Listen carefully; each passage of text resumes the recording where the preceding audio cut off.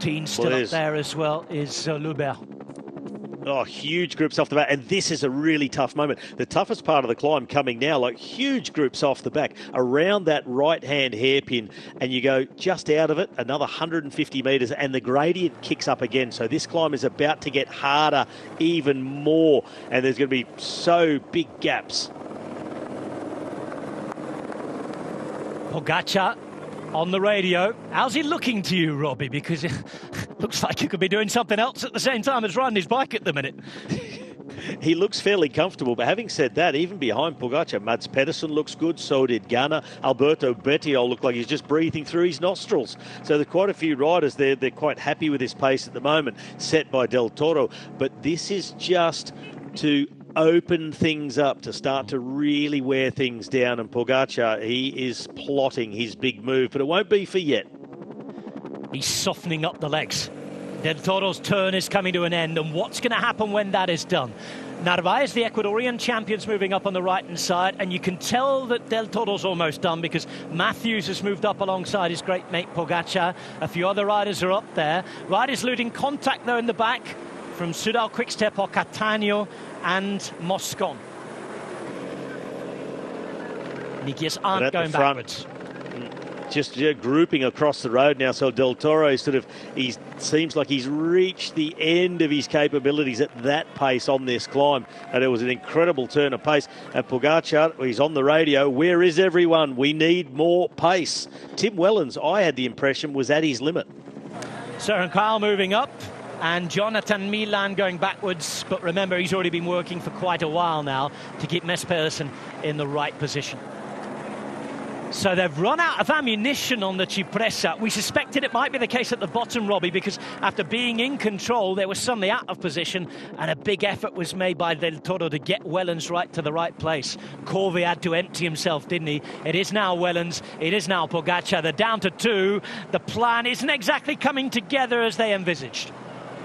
Maybe not exactly like they had envisaged it, but it is working out in almost like they wanted it to, I would suspect, because Tim Wellens is still there for Tadej Pogačar, and as long as they make it hard on the climbs, they don't need to try and make it hard on the 9-kilometre flat section between the bottom of the Cipressa descent and the Poggio. Tim Wellens now in discussions with Tadej Pogačar. Maybe he said, like, no, don't push on too much. I need you to be with me to get me onto the Poggio and light it up again then. They've done plenty of damage this time, and even though there's still, what will we call it, 40 riders or so left in this group, it's going to open up even more on the Poggio when Tadej Pogačar goes.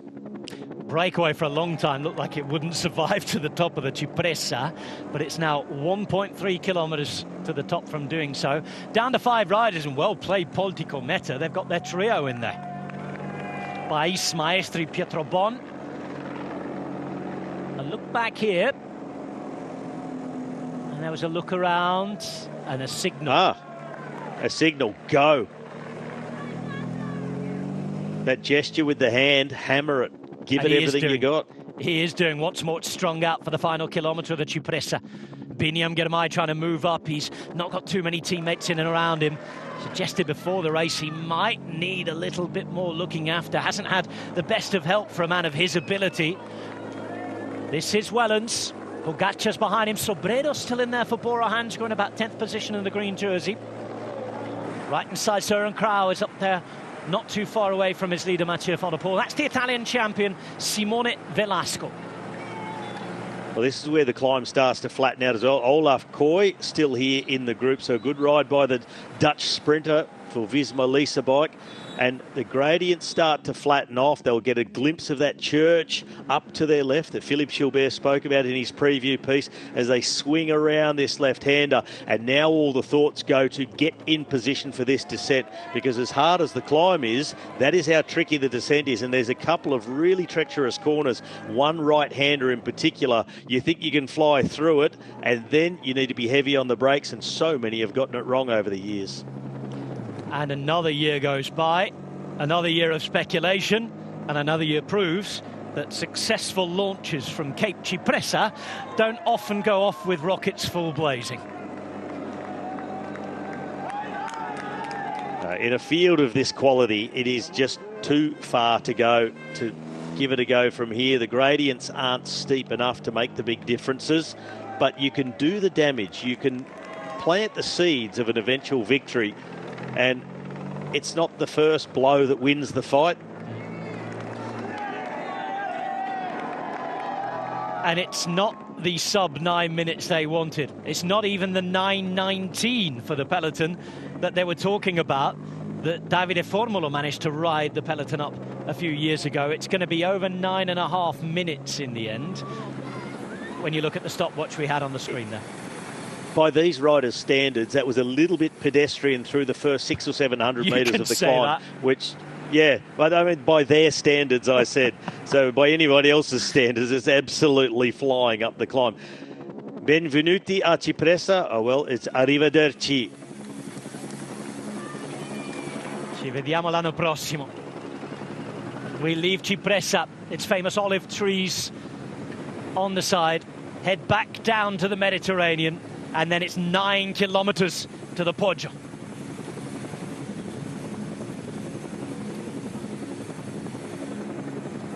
Technical descent of the Cipressa taken on by Lidl Trek, and just take a look at that. Italy, the Riviera, Liguria in all of its glory. Spring has arrived. There are 20 kilometres to go, and the first Monuments Man of 2024 is going to be crowned. The winner is somewhere in this pack. Mathieu van der Poel is still there, looking to take it back-to-back. Mads Pedersen, former world champion, is at the front and putting the pressure on with his teammate. Tadej Pogacar is having to follow here. All the talk of the climbs, but they're sneaking and slipping away on the descent, Robbie. Yeah, Sturven and Pedersen, and Mathieu van der Poel just put himself up into third position. Pogacar looked like he just wanted to pass him there. This is one of those tight right turns that so many people get wrong, coming in hot. Then it's a flick to the left as well.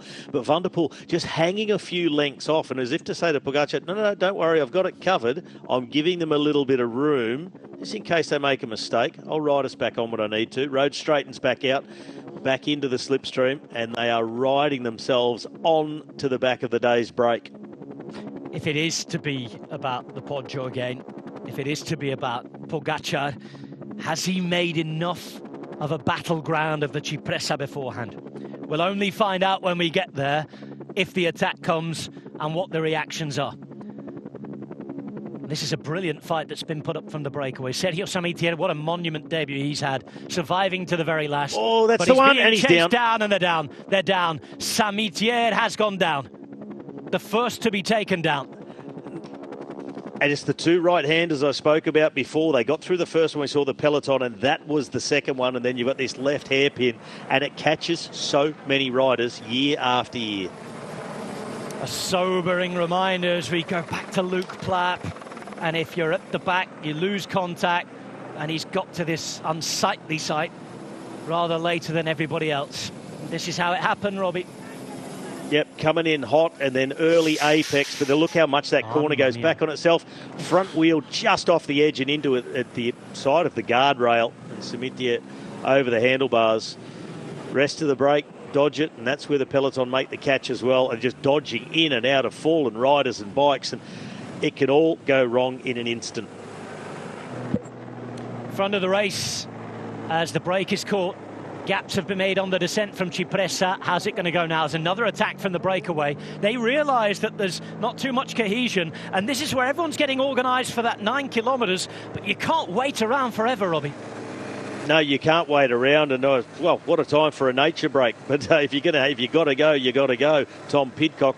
But on that descent of Cipressa, until we got to that crash, I was going to say this is where we see damage being done on the climb of the Cipressa itself, but on the descent, you can think, I've made the group, I've got over Cipressa, and suddenly you're off the back, you're trying to ride 75 kilometres an hour on the flat road to catch back on. It just splits to pieces, and it is a really difficult chase.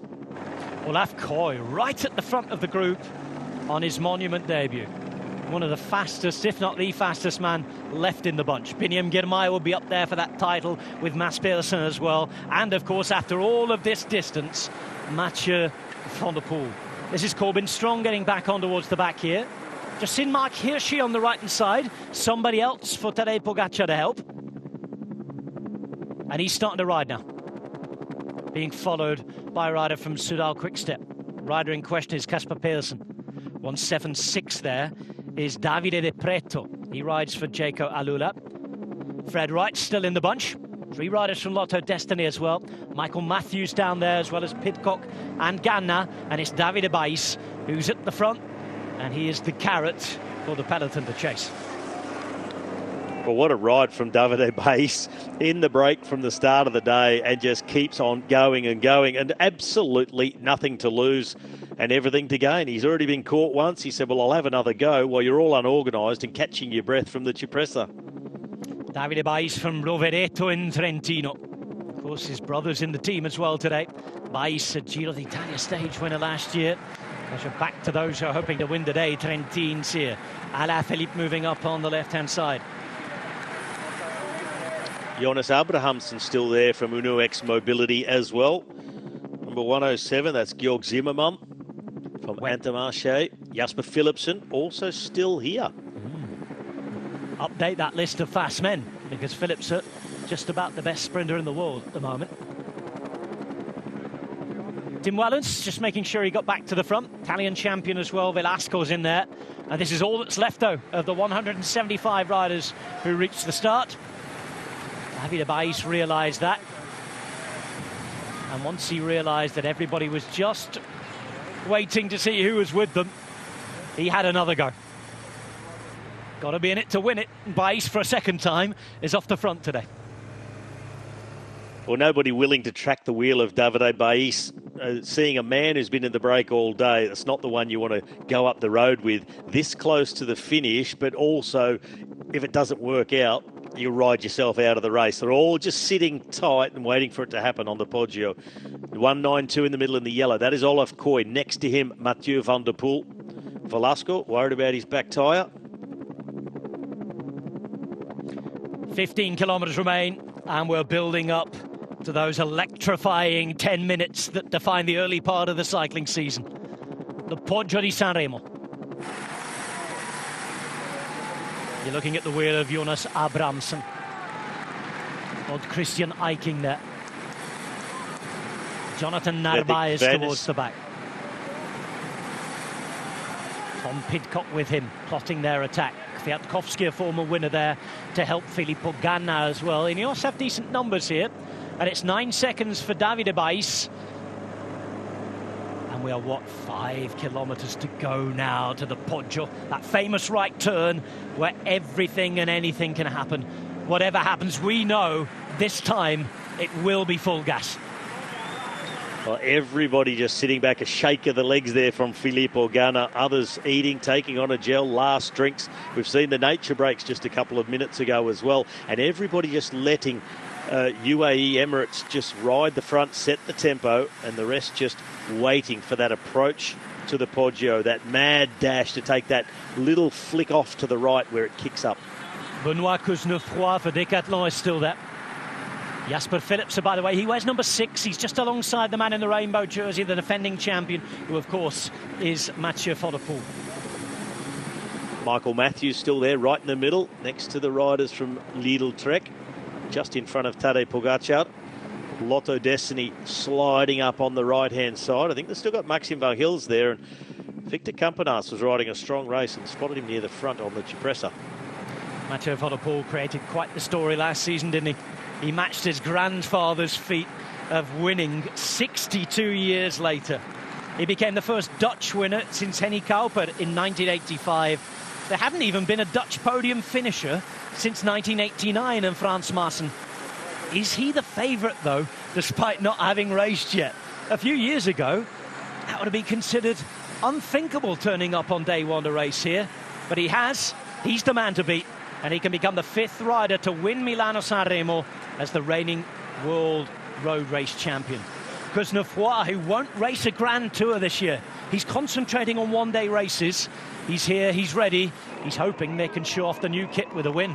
Bais gets a kilometre closer to the Poggio.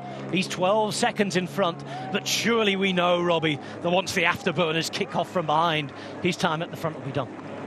It will be. I mean, they'll approach him so very quickly, but what a courageous ride from the Italian all day in the break and back on the attack now. He had 9 seconds. He's now out to 12, but that rush towards the bottom of the Poggio hasn't started, and there's a horrible little drag up towards it as well. You come through the tunnel before it. That's an uphill drag. Then it kicks again right before you get to the Poggio, and after this many kilometres of racing, it all hurts. Well, the Poggio di Sanremo, 3.7 kilometres at 3.7%, a maximum 8%, has been a Sanremo fixture since 1960. The last lump, the last hill, just before we get to the beautiful Riviera town itself, the town of the festival. Well, who's going to be belting out the tunes today? Last year it was Van der Poel. This year, he'll be hoping to double up. If he does, it'll be the first time anyone's done that for 23 long years. At the minute, though, it's his big rivals team who are putting on the pace. It's Mark Hirschi for Tadej Pogacar, but they can't necessarily win in the same way. Looking towards the back, there's a few riders still getting back on. Huge group returning now. This is Plapp as well at the back of the group. This is the tunnel I was talking about, this uphill drag, but this is now a massive group, and this complicates things greatly. All the riders who made that split on the Cipression were still in the front. They've now been joined by a group that was as big as them. So now they're all coming around, trying to push their way to the front. So what looked like a fairly easy positional battle to get onto the Poggio has now become extremely difficult. It's become twice as difficult because the group is twice the size. I think that was Jonathan Milan getting back as well for Lidl Trek to give more assistance to Mats Pedersen. He, of course, too, rather like Pogacar, wants, not quite as much as Pogacar, but wants a hard ascent here. Yeah, well, there are critical points coming up on the Poggio. Of course, the entry, getting onto it in the first few. Then it's the hairpin corners, getting yourself in position. If you can be at the front, you want it hard. You accelerate hard out of those hairpins. And then that steeper section, 8%, there's a little bump. You're not quite at the top. You're about a kilometre, 1.3 from the top when you get this kicker. That's where traditionally the strongest men have made their acceleration and split the field. Well, the Poggio's not a gradient that will scare anyone, but the pace will be high, so much so that you'll be braking into the corners if you're in the wrong position. Uphill as well. It's the last realistic chance to drop any fast riders. And if you're a rider with a good finish who feels good, get rid of some more competition. Look at this, though, from Lidl Trek. They take back bys. It's Milan who leads them. Behind you can see Skoinge, then Pedersen, then the former winner, who is Sterven. On the right-hand side are the riders already starting to try and keep pace. We're twisting, we're turning. We're approaching that moment in a kilometre's time. We have the narrow right turn. We'll go uphill. We are now just 1,000 metres away, Robbie McEwen, from the right turn and the start of the best 10 minutes of the cycling season. Well, this is what we've been looking forward to for months and months since the season started. Through the roundabout, they split either side, and Lidl Trek are just bossing it on the front, and they were at least, and now Groupama FDJ, Kung in second position, but it's the man in fourth, Lawrence Pithy, the young Kiwi, the 21-year-old, that they're bringing into position, and he is their biggest hope. Pascal Inkhorn on the left from Lotto Destiny, along with Jonathan Milan. Their job is done, bringing their leaders into position. 10k to go. 600 metres to the Poggio. Whatever you're doing, divert your attention to the screen now. They fight for position at the front, just a few hundred metres until that turn, and the long wait will be over. The slow build is coming to an end. The fireworks have now been lit.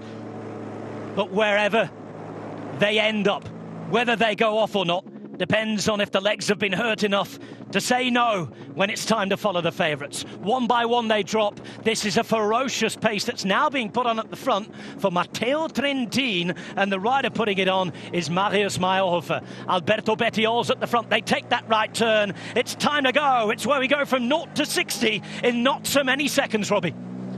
Well, perfect timing by Tudor Pro Cycling for Matteo Trentin. Alberto Bettiol is the man who followed in his wheel. Sturven is there as well, and also the fast man, Olaf Koy in the yellow, right next to Mathieu van der Poel. Pogacar, he is tracking his way up towards the front, nearest to camera. Got a teammate still there in Hirschi, and he wants it fast. He's getting to the front. I need this to ramp up, and I need it to go now. Mvdp doing well to follow. He's up there in the second half of that picture, right at the bottom. 101 on his back. He moves onto the wheel of Jasper Philipsen, who remains in the group as well. Do not count out the Belgian. Of course, all the talk of Mathieu van der Poel, but he is there too. Piddy is being brought up again by Kung. At the back, the victims start to add up. 166 here is Hamilton. Number 7 there is Vermeers. Luke Platt struggling as well now. He's gone out the back. Goodbye to him. And Pogačar moves to the wheel as the Ineos Grenadiers also join the party. Yep, Fred Wright pushing his way up forward in the white British champions jersey. Mayerhofer swings off. Platt still trying to ride his way across onto the back, but that's too little too late when you're in this position as he is at the moment. And Tadej Pogačar has Tim Wellens in front of him. And it's Michal Kwiatkowski, another former winner, keeping the pressure on. Matthews over on the right-hand side against the wall. Mads Pedersen looking very comfortable with Stuyven in his wheel. And we've got to move up to the front as well now from Narvaez. A quick burst up to make sure he's on the wheel of his teammates too. It's Ganna who's being pulled up the front. Left-hand side, following Van der Poel, just as he does on the crossfield, is Tom Pidcock. I've just seen the speedo hit 39 kilometres per hour, going uphill here. 2.5 Ks to go. It's Tim Wellens' time, and expect the trapdoor to open even wider now. Those who don't have the legs after 280 kilometres will be saying goodbye to things. This is it, Rob. We are set for takeoff. Wellens and then Tadej Pogačar ready, and Gonzalo Serrano is the man from Movistar in third wheel. 82 here at the back is Bistrom. 232 saying goodbye, as well as Magli. A long line. It's a fairly well-sized group, but it is rapid here now, Robbie. And that is one of the hard points, the hairpins. You accelerate out. We said it before. So Tim Wellens, he's just heard it from Pogačar. Come out of the hairpin, sprint, go up to the next one. Get them on the brakes, go again. A split behind Pithy to Mads Pedersen. Mads Pedersen is having to use up energy here to close the gap to the first 10 riders. Another hairpin, and then they'll accelerate again. Tim Wellens is turning on the gas until he's got nothing left to give. There's an attack coming. Are we ready for it? Are those behind able to follow Pogačar?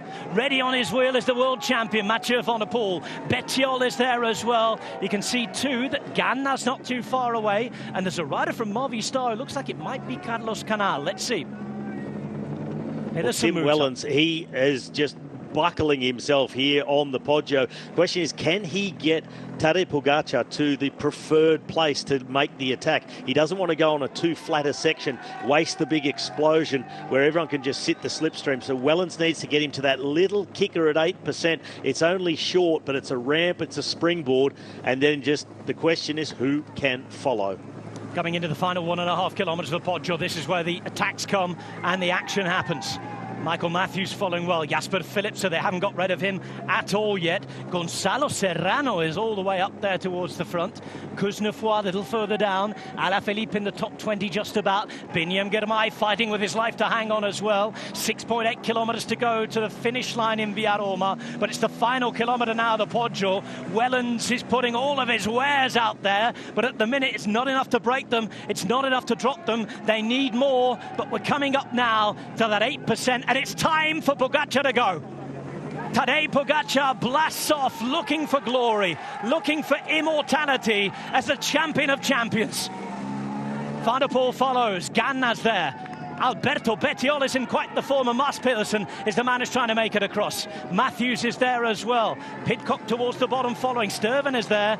Pogačar's gone, but Robbie, not yet enough to get rid of them all. No, not enough to get rid of them. Wellens got him to where he needed. There is the split further back, but Pogačar looks over the shoulder. He doesn't like what he sees because Ganna riding out. Pogačar left-hand side looking around, and Matthews is going to think about going now. It's Van der Poel who's there. Up there is Sobrero right inside. The numbers belong to Lidl Trek. Alaphilippe gets back on, and still Jasper Philipsen is there as well. So tactical cards to play on the top of the Poggio. Lidl Trek are going to come over here, and it's going to be Stuyven. It's going to be a group, not a large one, Robbie, but a group nonetheless.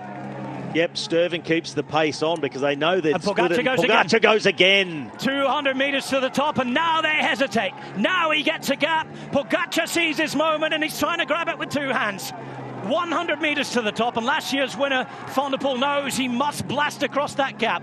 He's doing so rather well at the minute. The rest can't follow right now. It's Pogačar. Has he wanted to be alone? But he's only got about 20 metres on Mathieu van der Poel. Now the death-defying drop down above the greenhouses all the way. The roads are dry. Conditions are optimal. Hold on, breathe in and cross everything. Well, it took Pogačar a couple of goes to get a gap. He made the acceleration, and Mathieu van der Poel was caught a little bit out of position and had to really get himself out of trouble, make the acceleration across. He's back onto the slipstream now of Tadej Pogačar, but the gap back to Filippo Ganna is very small. Pidcock can't be far away, and we know how he can descend. But Tadej Pogačar, he's laid his cards on the table from a long way out. He knew he needed to split everything up. He does not want the group behind to return with any fast men. He's throwing everything at this descent, at least everything that he dares. Pidcock's going to set off in the descent as well. He's there, and we know how good he is at here. Taking each corner beautifully. And that's a problem for Ganna. That's an issue for Ganna, who's looking down. He's back into it now, Ganna. It looked like Ganna was trying to dive into the corner and let Pidcock go, but Pedersen was around the outside of him and said, not with me. I'm going to follow that wheel. Pogačar through the next hairpin. Van der Poel comfortable. Pidcock, he just swings his way through and closes the gap. Jasper Phillips is still in this group. Let's remind you, Sturven's there, Matthews is there, Bettiol. I can see too that looks like it's Mohoric as well. Pedersen, of course, alongside Pidcock, following Van der Poel, following Pogačar, and at the back of the group, bringing up the rear was Matteo Sobrero. Well, Pogačar not giving anybody an easy ride. Van der Poel just giving a little bit of distance like we saw him do on the Cipressa. Just get enough of the slipstream, but give himself a little bit of room for error if Pogačar just goes too hard at it. Comes back at him under brakes. Pidcock all over the back wheel of Mathieu van der Poel, and he must be itching to go, but there's not enough hairpins left on the way down this probably for Pidcock to build a gap, and Pogačar, he is keeping the pressure on. Well, Pogačar, was he able to do enough damage there? Probably not. He had his wish to go solo over the top, but it was only about 20 metres, wasn't it, from Van der Poel, who really had to make his move when he did, because there was maybe a second more of hesitation and Pogačar would have gone. This is looking good for Pidcock, though. Yeah, Mathieu van der Poel really had to go over the top there, because had he not closed the gap to Pogačar, all eyes would have been on him to lead the chase. Pidcock past Van der Poel and on to the wheel of Tadej Pogačar. Van der Poel just that rocking and rolling style when he gets under pressure. And Mads Pedersen now returning, and Mohoric. Mohoric right on his wheel. Mads Pedersen there in the Lidl Trek jersey.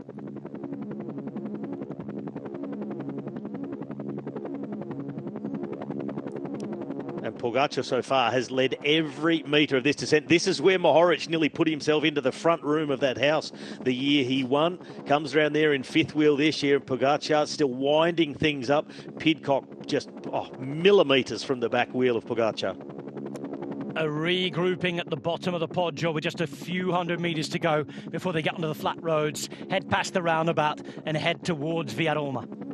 And this is where it could get tactical. This is where it could get interesting. Remember, Alpecin de Koning also have a guess. And here we go. This is it. This is Mohoric, number 2, if they don't chase him. Well, this is a signature move of Mohoric. Over the top and just go for it, and he's going to take a lot of catching. We know that from every time he's gone, and it's Van der Poel who takes up the chase behind, and he's put himself in a difficult position, because a lot of the others will now look and say, you're the favourite, you're the world champion, you solve it. But Mathieu van der Poel has his teammate Jasper Phillips further in the group. He could say he's riding for him, and that could be it. And Phillips in this group, you would think, is one of the, if not the fastest. There he is with number 6 on his back. Bettiol's in here as well. 131 is Maxime Vochils, who's ridden a really good race to be there. Alaphilippe Sturva, Matthews. And still out in the front, though, as they look around, maybe playing the games here. Mohoric is looking around. He realises he's been caught. One last effort, perhaps. Approaching the final kilometre. Sobrero. And Sobrero he does going. Now, and Sobrero's going.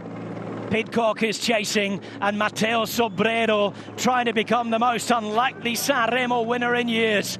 The man from Bora Hansgrohe. They came with a team that wasn't really dedicated to this race. They left most of their top riders away, but Sobrero has a gap. He's being chased though by Pidcock. 700 metres to go at the end of a pulsating Milano-San Remo. Last year's winner is chasing them. 500 metres now to the conclusion of the race as they go past the famous fountain. It's Tom Pidcock though that's at the front, chasing them down behind his Mathieu van der Poel. And Pidcock there after 6 hours, 14 minutes of a race that's set to be the fastest ever, and Pidcock might pull this off. There he is. He's done it on the crossfield. He's done it at the Olympic Games in the mountain biking. He has that burst of power. He's trying to hold on to the end, and he's just got a couple of 100 metres to hang on. Pidcock's there. They launch the sprint behind. It's Sturven who's burying himself, and Pidcock's going to be caught. Now Matthews makes the move. It's Pedersen on the left-hand side. Pedersen going all the way, but Matthews is there. Pogačar through the centre. It's a crazy end of the race. It's Philipsen who has it. Jasper Philipsen wins Milano-San Remo. It's the fastest race ever, and the Classicissima goes back to Belgium. In the end, Van der Poel was decisive. In the end, it was all for Philipsen.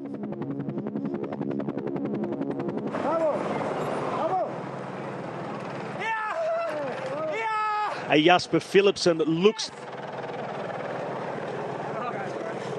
in the earpiece. Congratulations all round, Fantastic to have. Jasper Philipsen wins a monument. Last week he started the transfer rumour mill, suggesting his future might lay elsewhere. But elsewhere, he doesn't have this support. It was Pidcock away with Sobrero. And again, it is Matthews who is oh so close. Tadej Pogačar climbs onto the Sanremo podium for the first time in his career. But the winner comes from Alpecin de Koning. The winner is Jasper Philipsen. And one of cycling's hottest properties takes his first ever monument.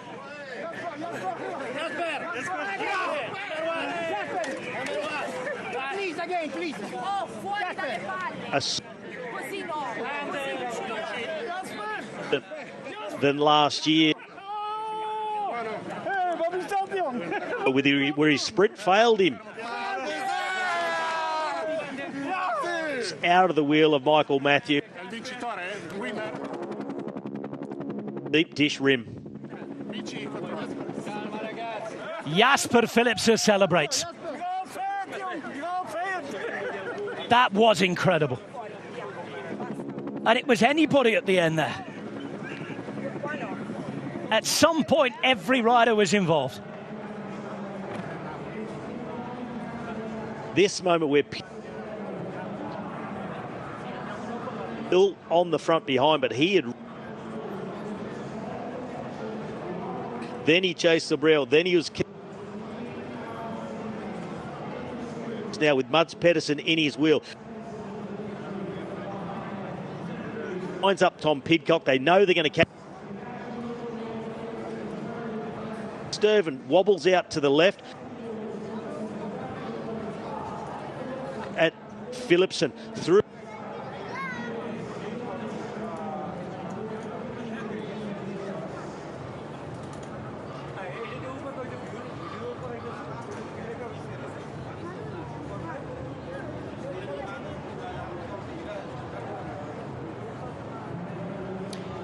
Absolutely incredible.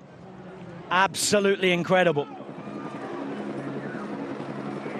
Apologies for the sound issues there. Connection to Robbie failing us.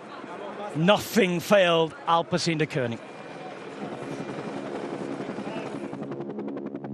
The results at the end of Milano-San Remo with Jasper Philipsen beating Michael Matthews and Tadej Pogačar. Mars Pedersen was fourth with Alberto Bettiol in fifth. Mohoric gave it a try in sixth. Van Gils was seventh. Sturven, Alaphilippe and Van der Poel 10th. But of course the man who brought it back for the Belgian to finish things off. go, go.